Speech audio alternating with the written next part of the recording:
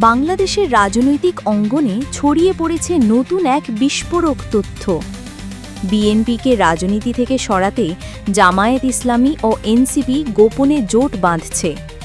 হ্যাঁ, ঠিকই শুনেছেন।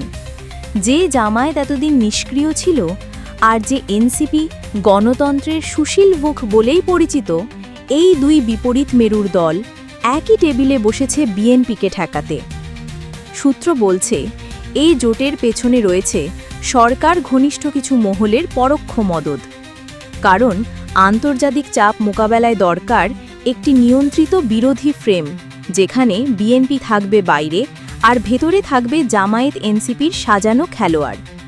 বিশেষজ্ঞরা বলছেন, এটা গণতন্ত্রের মুখোশে এক অদ্ভুত রাজনৈতিক চুক্তি, যার লক্ষ্য হল বিএনপিকে ভোটের বাইরে রাখা এবং আন্তর্জাতিক মহলে সরকারকে ব্যালেন্সড দেখানো। বিএনপি ইতিমধ্যেই এই খবরে তীব্র প্রতিক্রিয়া জানিয়েছে। তারা একে বলছে, ১. রাষ্ট্রীয় পৃষ্ঠপোষকতায় বিরোধী দলের নামে ষড়যন্ত্র। ২. ভোট অধিকার ক্ষেপণ কৌশল ও চূড়ান্ত রূপে প্রথম প্রতিহার। এখন প্রশ্ন হল, এই জোট বাঁচাবে কার স্বার্থ, নাকি এরাই হবে বাংলাদেশের রাজনীতির নতুন ট্র্যাজেডির সূচনা?